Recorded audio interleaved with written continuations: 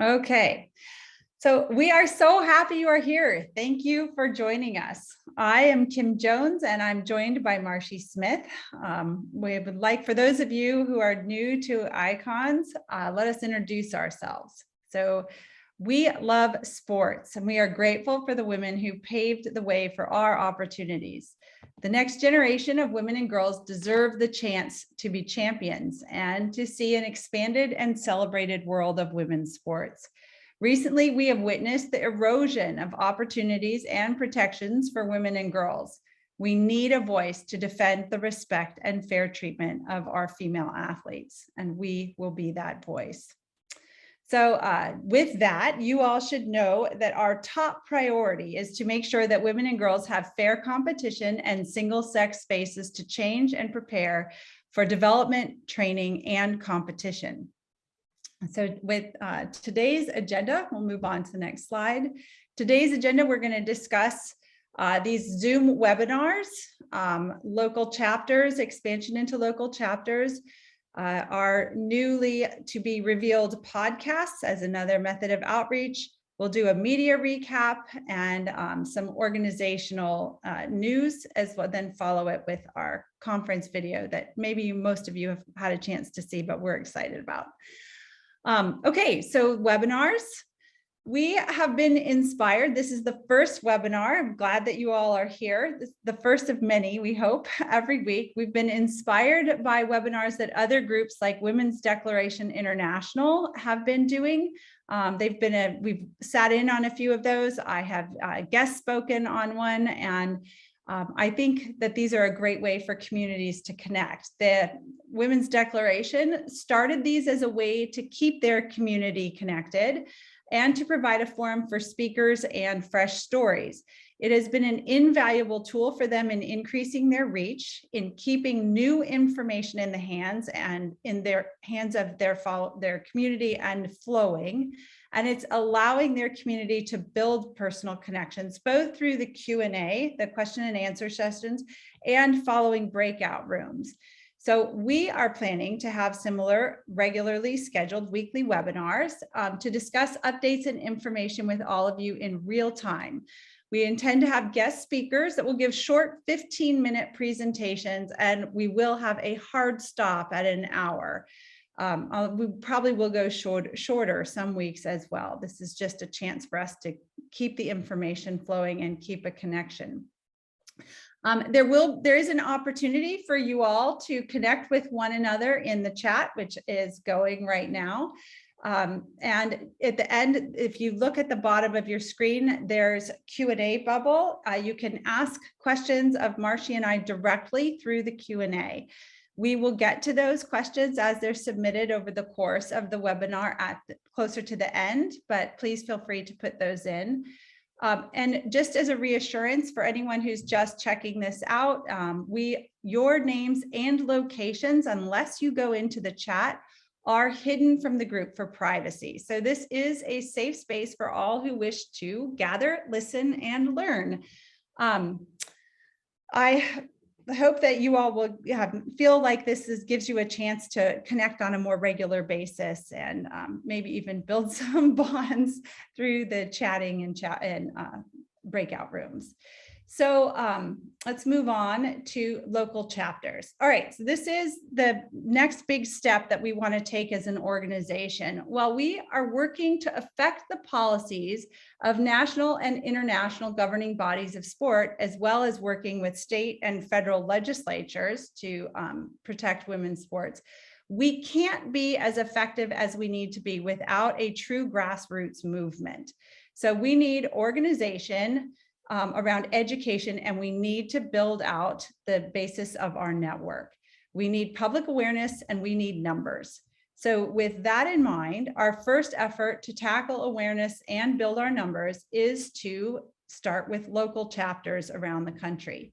These chapters, we visualize them being initially small discussion groups, and this is important because most of us who are involved in this understand and feel the threat to the respect and integrity of women's sports when women are asked to compete against males. But until we get a chance to practice the conversations by putting our thoughts into words and learn how to articulate the significance of the rules and the science around these issues and how to refute some of the common counter arguments, we can't have a broader impact. The conversations allow us to have that impact and to spread awareness and education. We also need to spread awareness of icons of our group, that there is an organization out there protecting women and girls in sports. So the women's organizations right now that have a broad public and political awareness are the Women's Sports Foundation and the National Women's Law Center. These two organizations do not currently support policies that protect women and women's sports. So we'd like to think of these small groups like book clubs or special interest gatherings in a community or in a club setting. The idea would be to have monthly meetings at a comfortable location, whether that's a house or over Zoom or at a local shop if a home is not appropriate. We are asking each of you to consider hosting or trying to gather these groups together. So find a friend, even if it's just one person, maybe two people, someone involved in your sport, in your neighborhood, or in a club where young girls are training. Ask two people to come and talk about the issue, raise awareness, grow the gathering each month until you have to spin off into two houses. The goals for this are a comfortable setting to learn and to support one another, a chance to learn how to have the discussions, and there will be no media and no public stance taking, no public speaking. This is simply an opportunity to learn and discuss the impacts of policies and to gain the education necessary to speak intelligently about defending women's sports. We, as an organization, Icons, will be providing reading and or viewing material options each month. They'll be as short or as long, as detailed as a book, or as short as a small article, or just simply something to view, a video that could be discussed in a small group. So this really shouldn't be a massive time commitment. We hope it would be more of a chance to get together and talk about something that you're passionate about, and I think you'll be pleasantly surprised how many other people are passionate about it as well. This organization, these local chapters are critical for us. This organization is only going to be as successful as the people behind it and the grassroots needed to support it. So please consider giving this a try, and we will help you in every way that we can.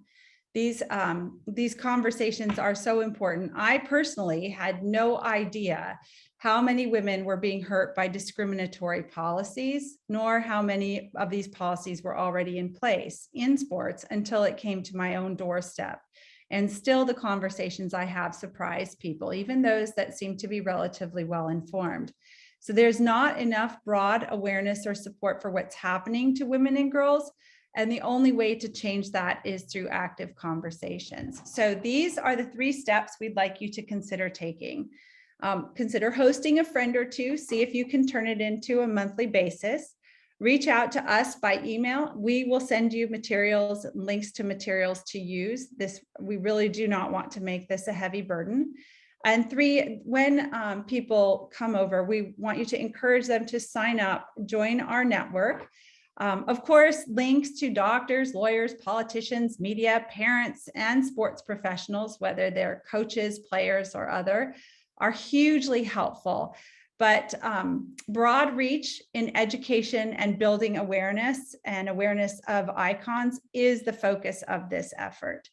So that's the goal with local chapters. So moving on, the next thing is we are launching a podcast called Our Legacy with Icons. We are starting to create these in order to increase our reach and to keep people connected on their own time and their own terms. So we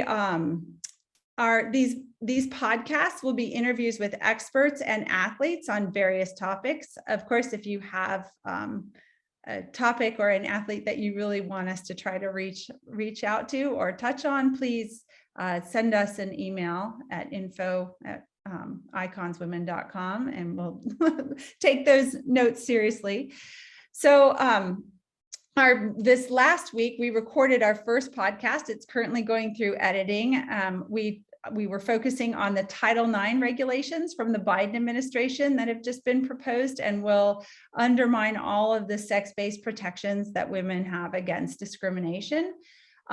We had Jennifer Braceras and Olympian Mary O'Connor speaking about the Title IX regulations and the impact of Title IX on these last 50 years for women. So we will let you know when and where to find it as soon as it's released and ready for publication. These podcasts, we're hoping, are an easy way to access stories and information in a convenient and quick manner. So moving on from podcasts, I think we're going to do some media recap. Marcy? Let me first unmute myself. Hi, everybody. I just want to quickly touch base. I absolutely love everybody connecting in the chat. We're going to have a little time at the end to kind of get into more detailed discussion with each other. If we could just minimize the chat other than introducing yourself quickly, then we're going to touch base on some Q&A and talk a little bit more with each other. I just don't want anybody to be distracted at the moment. Okay, sorry about that. Let me pull this up. All right, so as many of you know, but some of you may not, our June Las Vegas conference talks are all posted to our YouTube page, and links to presentations are also posted chronologically on our website, iconswomen.com. So here is a brief media recap. So I know these slides are busy. I just want to direct you to our first media advisory. We sent out 15,000 targeted emails strictly to journalists.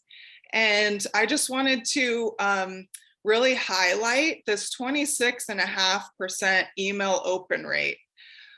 This really showcased, this is actually double the average number, over double the average open rate for the typical subject line, meaning this topic is extremely important to journalists and viewers. So this, readers, I'm sorry. So this was just showcasing who, what, when, where, why, where to go, what the conference was. That was our first initial blast. Next, we sent out a pre-conference press release, which had some more quotations and more detail on the event itself. There were 15,000 emails sent again to journalists, and I just wanted to direct your attention to the 3.5 billion reader potential reach. And what's important is that our message was available to this many people. This means that over 500 journalists published this article on their platforms for their viewers. So again, it means our message is and was resonating. So next, oh, this is just an example of some of the articles published. Next, our post-event press release, 5,000 targeted emails were sent out. 34% email open rate is an absolutely astounding number, unseen. This just showcased that people were interested in the event and they wanted to read about it. Again, a similar reach of 3.5 billion potential audience readers of this article. And here are some examples of that article. Okay, moving on to some organizational news for Icons. Our top news item is that we have joined the International Consortium on Female Sports to link with similar organizations in other countries around the world. Aside from the US at this point, we have signatories in Canada, the UK, Spain, New Zealand, Australia, France, Mexico, El Salvador, with more and growing. The consortium is a nonpartisan, single-issue collective of women's sports advocates whose purpose is to serve as the key international lobby group to advocate for the preservation of female sports category. Our foundational principle is that fairness and safety for female athletes in sport is ensured by having a dedicated category for those born female. We look forward to working with all these incredible international women, many of which are on this call right now. Hi guys, involved in this group moving forward. All right. And in further news, since the conference in June, this is where we have focused our efforts. We want to share this with you so that you can see that we are building momentum and things are happening, even if you don't get to talk to us about it directly all the time. So we are working with several state legislatures currently that are involved in litigation with the ACLU over bills that they have passed in order to save and protect women and girls sports. So we've been supporting them with information, resources, and contacts as they have requested.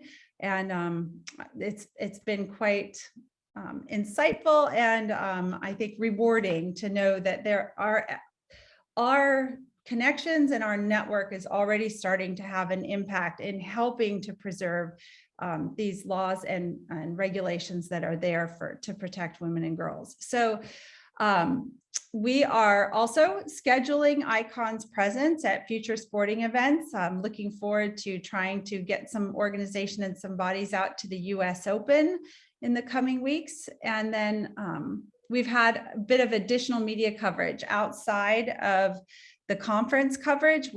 We've published an op-ed where we've referred to icons. We also have been invited to attend several upcoming conferences across the country and even up in Canada. So that should help with our outreach and our message. We are currently scheduling meetings with NCAA athletic directors and with university presidents. We're trying to come up with a really cohesive strategy for putting pressure on the NCAA to respect their female athletes and prioritize fairness in women's sport.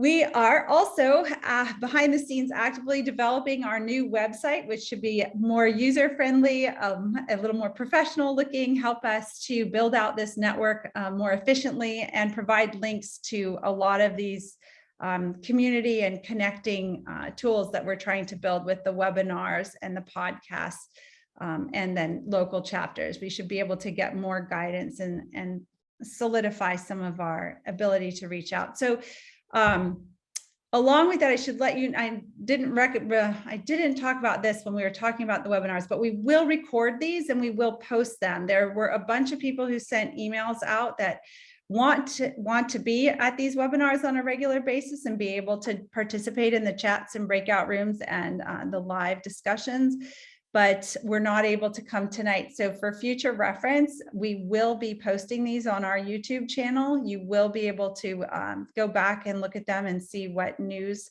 has come around in times that you weren't able to be with us. So let's move on to the next slide.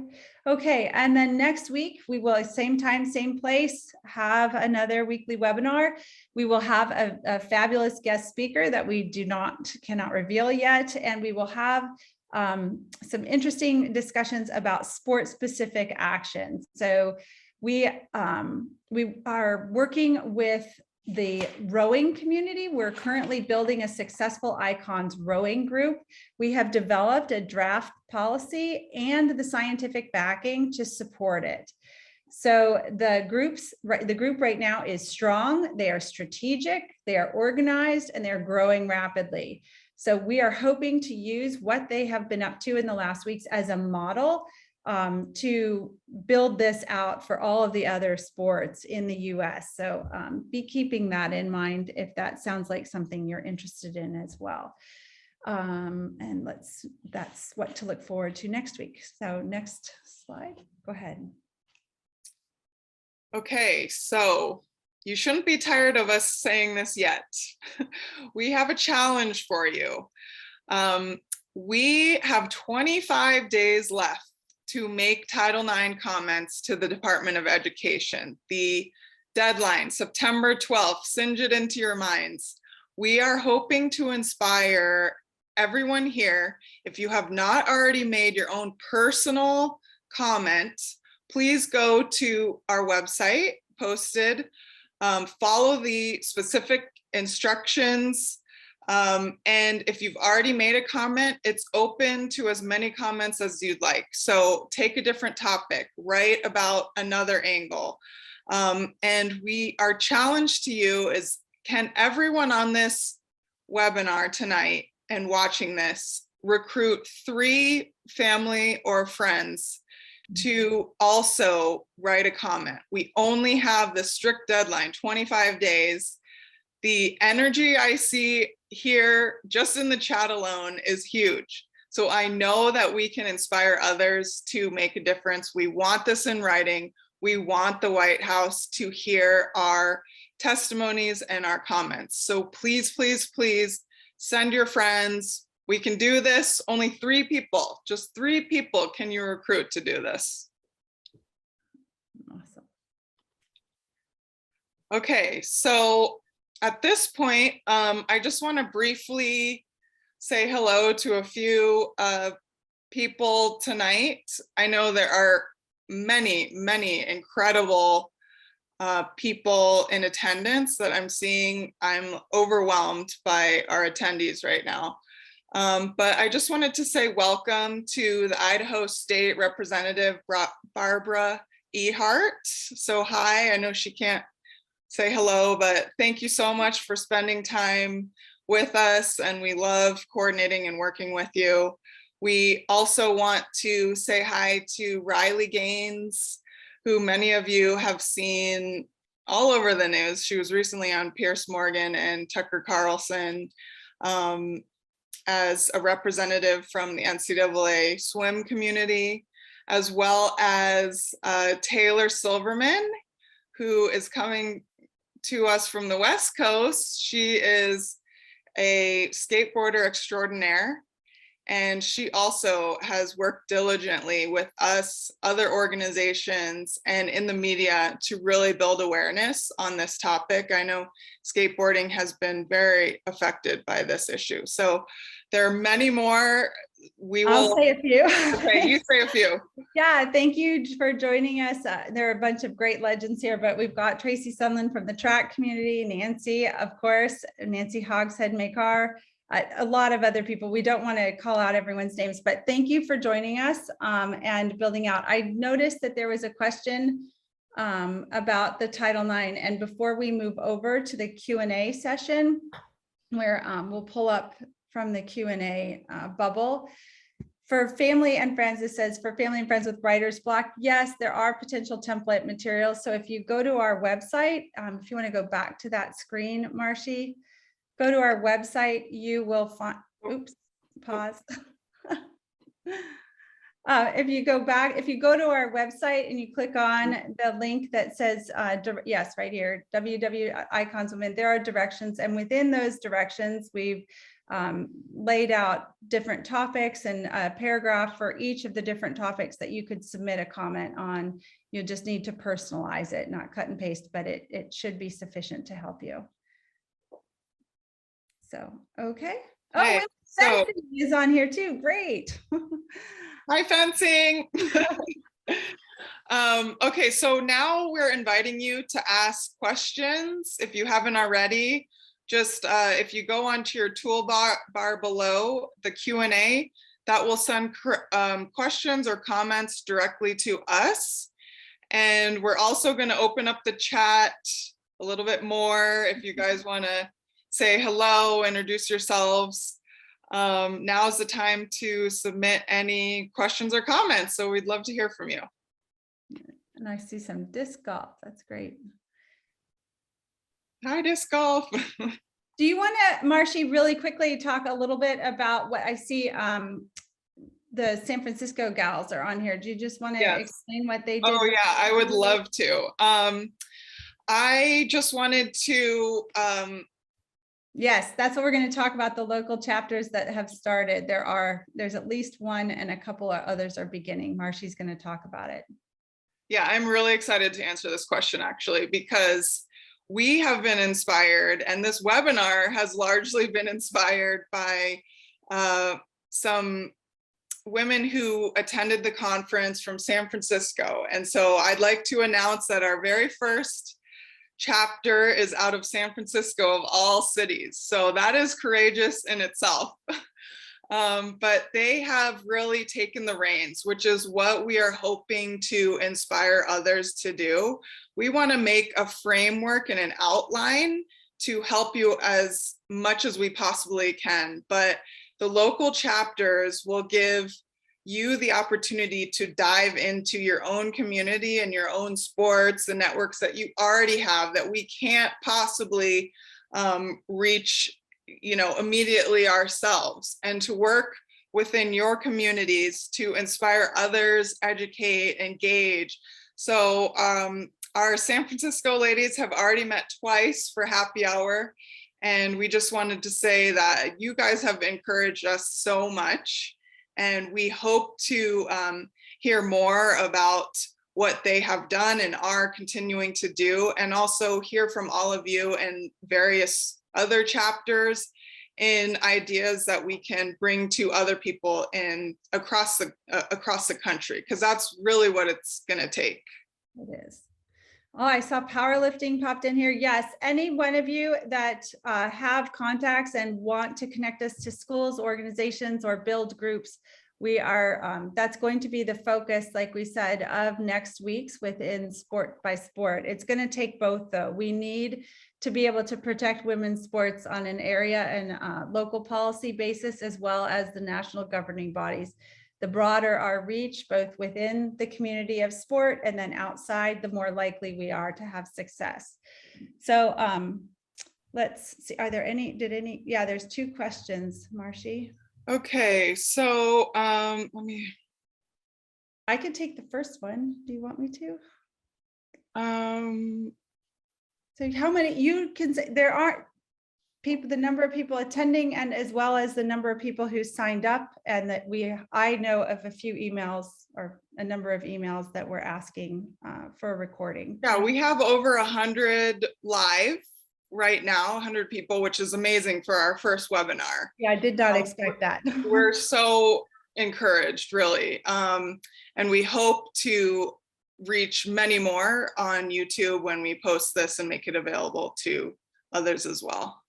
Yeah, there were a lot of emails coming in yesterday and today asking if there was any way there would be a recorded way to keep up to date on these. And like I said earlier, these will be recorded and posted unless there's a specific reason why we wouldn't post it, but we would let you all know. Okay.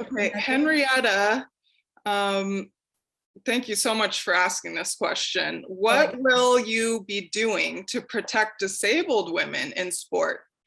At the moment, they are protected, but we are seeing able-bodied people identify as disabled, and that poses a threat to genuine disabled people, but particularly women, as we know of the disadvantages a woman faces against a man in sport. So Kim, do you have comments on that? I do. I think this is a really important issue. I think it's important that we consider all the women that want to access sport and access it safely.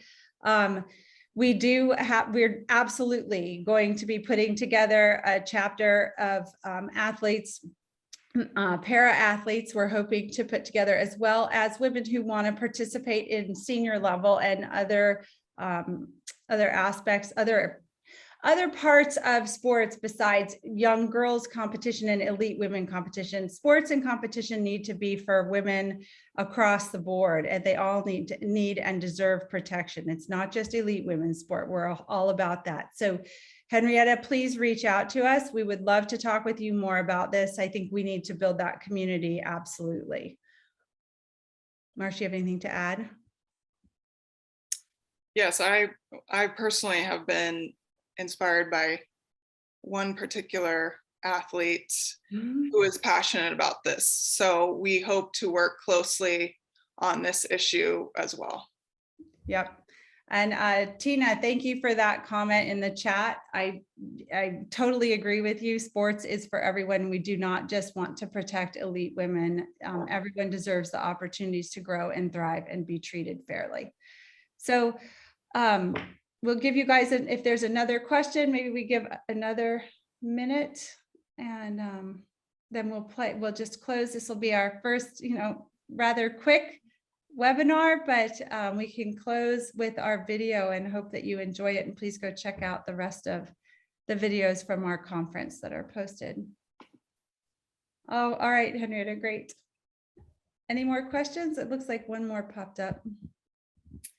Yes, great. Get two more questions. Great idea. Will there be another conference, Kim? Absolutely. We are doing this, people. This is going to be an annual experience. We are growing and we're going to get stronger, and each one will be better than the last. So Julie, we'll see you at the next one for sure. Will probably be an annual basis. We're not going to be doing these more regularly than that. But however, like Kim talked about, we will have a presence at sporting events. So please let us know of events that are upcoming in your particular sport that we can put on the calendar, so we can do smaller events like that. Rebecca, I want to talk, please reach out. I would like to talk to you about dance. I don't know much about it, but we absolutely need to protect all avenues of competition for women and girls. So Linda Blade asked, how many athletic directors have Icon spoken with? We are in touch. We have not had we've had 2 meetings scheduled that have gotten pushed back to next week. We were hoping to have some interesting perspectives to share on this webinar, but it will have to come later. We've got in the works discussions with talking with at least 5 major athletic directors in Power 5 schools right now, but we have not had any conversations to date other than the ones that we had in Las Vegas during our conference, which were enlightening, and we are in touch with them. We have access to those athletic directors. I don't have a number on how many we reached. I know I can be in touch with 2, but Marcy would know more. Okay. Okay. Okay. So I see some comments I would like to address. The young women needing to fight. This is a topic I think we should address in a later webinar potentially. And I could talk about the pressures the young women are facing that have experienced this firsthand. So we definitely have some young women that are speaking out. And I have to say, based on my experience and exposure to what these girls are put through with the pressures socially and what they're told around with all the voices whispering in their ears are telling them, the intensity is immense. The pressure is immense to conform and to be quiet. It's very scary. So the more of us that speak out, that are capable of speaking out and have a voice, the more they will be able to join the discussion. But I think we'll address that later. I agree with you. But in addition, it is older women that understand the implications of our sex. We have lived enough life to understand what misogyny looks like, what fair treatment looks like. And I do think that it takes time for young women to process an understanding of when something is wrong and when they're being personally harmed. So I do think we need to have a little bit of grace to let young women grow and mature in an understanding of what the environment is that they are growing up in. Yes, psychological support, absolutely. Okay, we've got a whole bunch of other questions. Can we make a large group chat? A large group chat to share things on a daily basis? That's a good idea, Riley. I'll talk to you about that personally. I'm not sure how we would pull that off. So go ahead. That's a great idea. And we are open to technologically savvy young women such as yourself, Riley and Taylor, to keep us as connected as possible. We also have a social media strategy. You may have noticed that we're weak on that at the moment, and it is not on the back burner for long. We are making a plan for that. It's just, hours in the day and people onboarding people. So that is also another thing on our to-do list for sure, immediate to-do list. So how many national governing bodies have you engaged? So we'll hear more about the rowing efforts that we put through. This takes time and it takes weeks. So obviously this, at our conference launch, we hadn't specifically engaged with any national governing bodies, with the exception of swimming and people who are working with us. I mean, Nancy, will get her to talk on these. She's such an awesome part of our team, and she can tell us all about how that went down and what other national governing bodies are consulting with them. We have members in our organization that work on not national governing bodies, but the head honcho US governing bodies. So like USOPC, Olympic and Paralympic Committee. So we have people involved in those, and we are having conversations, but we haven't engaged or presented specifically to any. So we'll be working towards that. We will share more about how we're doing it with rowing, and we are engaging with the governing bodies in rowing. We are trying to access the NCAA, but we need to duplicate those efforts. We've got a proposed policy. We've got some, scientific backing and connections to the scientists and doctors that can help us out. So it's about building the momentum, putting the team in place, contacting, and making sure that we have the leverage of numbers behind us. I hope that helps, Edward. I just wanted to read a comment from Barbara. This is wonderful. Remember, courage begets courage. We're all in this together. It started with a few. I'm here to say that this voice has led to 18 other states passing legislation and more athletes like ours here in Idaho stepping up to stand up, but they needed support. So that's really a great recap on what we hope to inspire to do.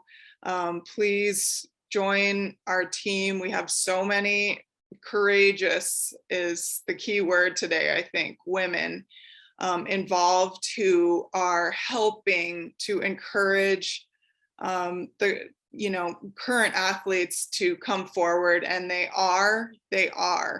So we need to just continue to build a family and a team together to help people to do so.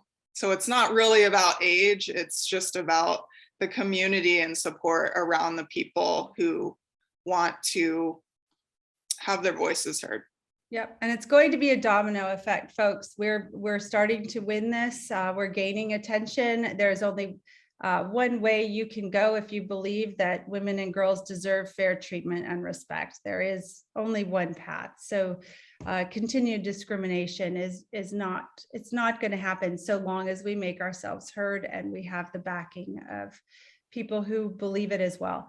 So contact information, I want you all to, you can reach out to info@iconswomen on the website. My personal contact information is just Kim Jones at iconswomen.com, and we have Marcy Smith at iconswomen.com. Reach out to both of us. Okay. I have one more question, Kim. I'm going to direct this to you. Respectfully, what is your position on trans girls and women's desire to play sports? Does it matter to you how old they are? Can you repeat the question, please?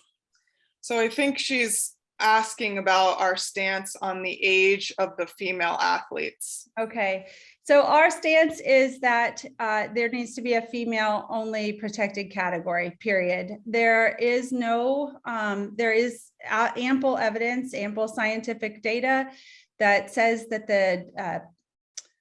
The performance difference between boys and girls, males and females, is evident, significantly evident as young as you can measure it. So, and that includes measurements like VO2 max, not just measurements on how fast they can run or how far they can throw or how balanced they are. It's actual and growth charts, height charts. There is no way to turn a male body into a female body or to expect women to compare themselves physically to males. Women need grassroots. Young girls need grassroots. They need the opportunity to compete and feel like champions, comparing themselves to each other and with each other. Now, that being said, I want to be clear that we believe sports are for everyone. That goes bar none. Sports are for everyone. We do believe that if you state or if organizations or local clubs, non-competitive, if you state something is co-ed and you take into account sex-based differences for safety, that those social benefits of playing in non-competitive leagues, co-ed leagues that are designated and carefully for safety, no one should be prevented from playing according to those. When we get into competitive sport, then girls and women need a protected category. So I hope that answers that question sufficiently. Do you have anything to add to that, Marcy? Did I miss anything? No, I think something that just really resonated from me was from Fair Play for Women at our conference. And Fiona, who was the representative from their organization in the UK, clarified it for me. She said, if we think about the word inclusion in terms of replacing the word inclusion with the word eligibility. So there are eligibility categories in sports for a reason, and that is to promote fairness in categories. The female category is eligible for females. And that is in line with, weight categories in boxing, age categories across all sports. So the eligibility of a category needs to be protected, and the female category is no different. And so that kind of helped change my perspective on it and helped to answer the question when someone uses the word inclusion in a charged way to confront our position. And we just want to keep female sports eligible for females. Yes, and there's absolutely ways to include everyone in sport. So we can get into that more in a later webinar when we can go over the proposed policy drafts that we are coming up with. We're not trying to kick anyone out of sport. We just want everyone to have fair opportunity. So I hope that's enough for tonight. We'll close with our video, and thanks all of you for attending. We hope to see you next week. Thank you.